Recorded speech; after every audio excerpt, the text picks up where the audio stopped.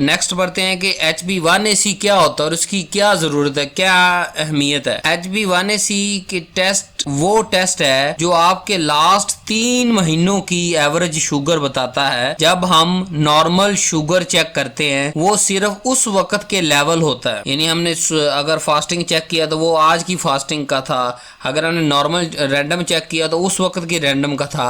लेकिन HB1AC ये पिछले 3 महीने की रिकॉर्डिंग बताता है कि पिछले 3 महीने में मुसलसल आपकी शुगर बढ़ी रही है, कम रही है या कंट्रोल रही है। लेकिन HB1AC ये आपकी पूरी 90 दिन की शुगर कंट्रोल की स्टोरी बता देता है। इस टेस्ट में हेमोग्लोबिन के साथ चिपकी हुई शुगर को मेजर किया जाता है। अगर HB1AC 6.5 से ऊपर है तो आपको डायबिटीज कन्फर्म है, शुगर है। और फिर अगर आपने इसको कंट्रोल रखना है तो 7% HB1AC से कम आप रखेंगे तो आप कंट्रोल है, वीक कंट्रोल के अंदर हैं। और 7% से ऊपर अगर आप जा रहे हैं तो वो आपका पुअर कंट्रोल है, उससे ज्यादा नहीं जाना चाहिए। तो आपको अपने डॉक्टर या फार्मासिस्ट से एडवाइस लेनी चाहिए कि मेरा कैसे HB1AC कम हो सकता है। अब HB1AC का हाई होने का मतलब क्या है जी? शुगर रोज स्टेबल नहीं रहती, पूरे 3 महीने में आपकी स्टेबल नहीं रही।